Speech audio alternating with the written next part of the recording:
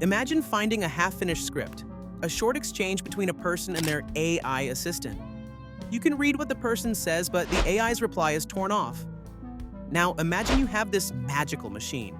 You feed it the first part of the conversation, and it starts guessing, one word at a time, how the AI might respond.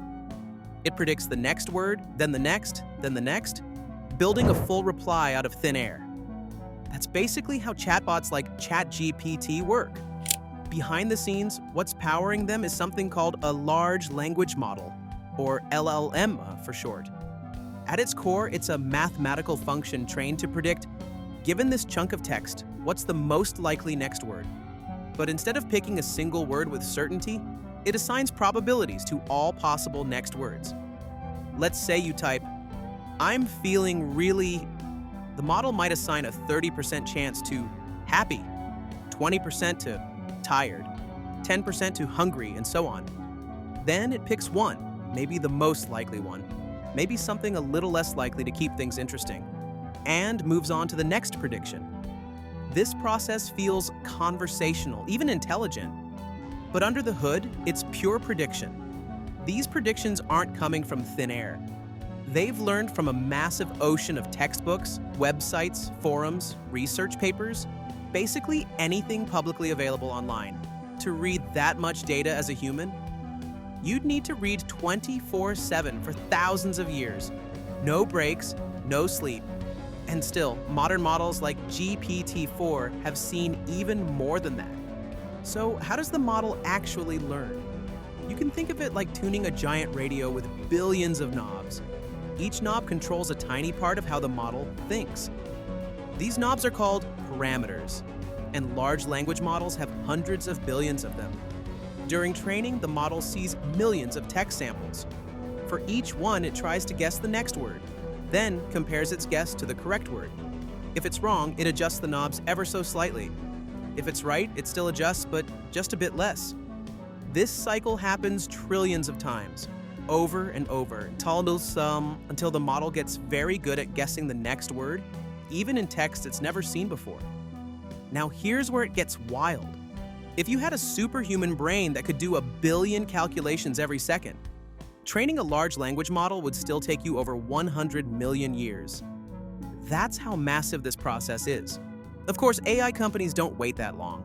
They use thousands of specialized chips, called GPUs, that can do millions of calculations in parallel. Still, that's just pre-training. Pre-training teaches the model to predict words, not to be helpful or harmless or aligned with human values.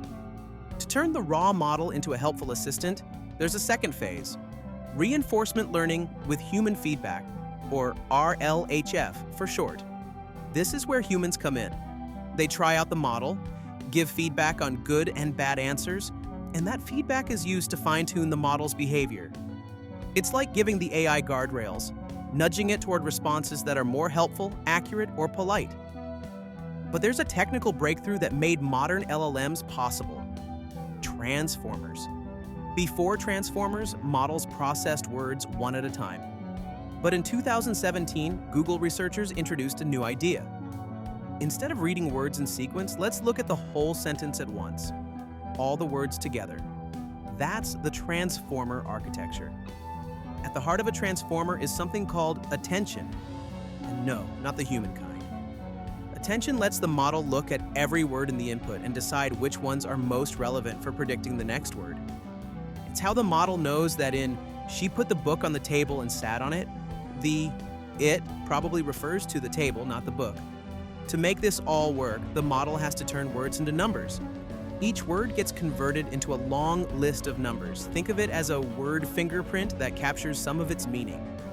These fingerprints are passed through layers of attention and neural networks, gradually refining them based on the context of the sentence. By the time the model gets to the end, it has this super rich representation of the entire passage, and it uses that to predict the most likely next word. Here's the thing though, even though researchers built the architecture, the actual behavior of the model, what it says, how it sounds, is an emergent property. No one coded "this is how you explain quantum physics." That knowledge just emerged from predicting trillions of words.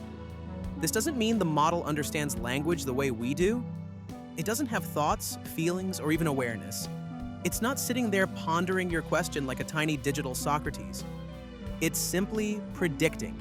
Imagine autocomplete on steroids. That's what's happening here, but instead of just guessing your next word in a text message, it's filling in entire essays, poems, jokes, and arguments, all based on statistical probabilities. Now here's where things start to get spooky in a cool way. Sometimes the model gives answers that feel surprisingly deep or creative. It might explain a philosophical concept, write a funny tweet, or even help debug your code. You might think, wait, is this thing thinking? Not quite. It's more like the world's fastest mimic. Incredibly good at capturing patterns across language, style, tone, and meaning. That's why you might see it write a Shakespearean sonnet, then switch gears to sound like a Reddit commenter arguing about pineapple on pizza. It's not choosing a personality, it's predicting the one that fits your prompt. Let's zoom out.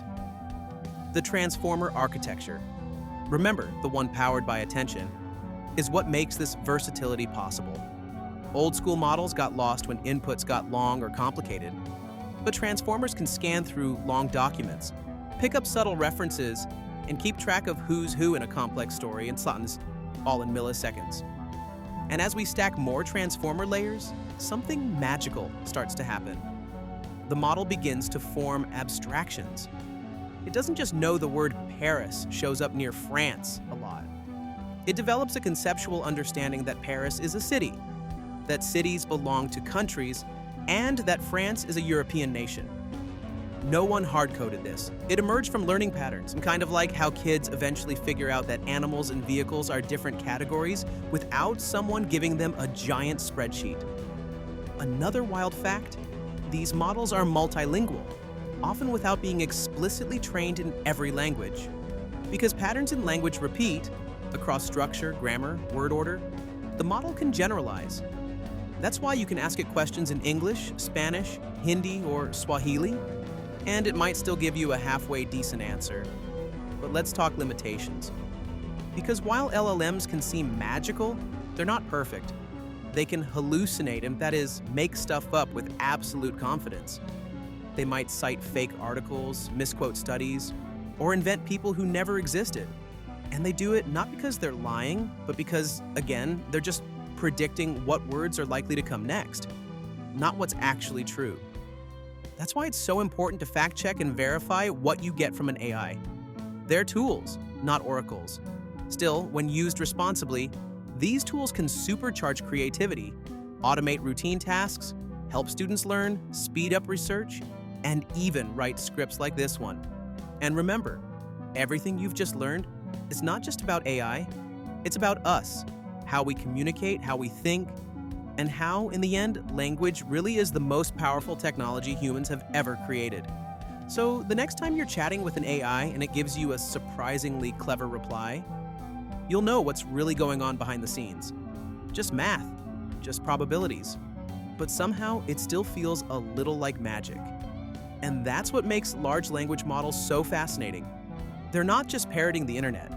They're systems that have developed a deeply encoded understanding of how language works, and by extension, how we work, since language is how we think and communicate. If you're curious to go even deeper into how transformers and attention work, I've got a lot more coming your way in future videos. And if you're the kind of person who prefers casual deep dives over flashy edits, check out my talk on this topic, linked below. Thanks for watching. If you enjoyed this simplified deep dive, hit the like button, subscribe, and drop a comment letting me know what you'd like to explore next. Blurbify style.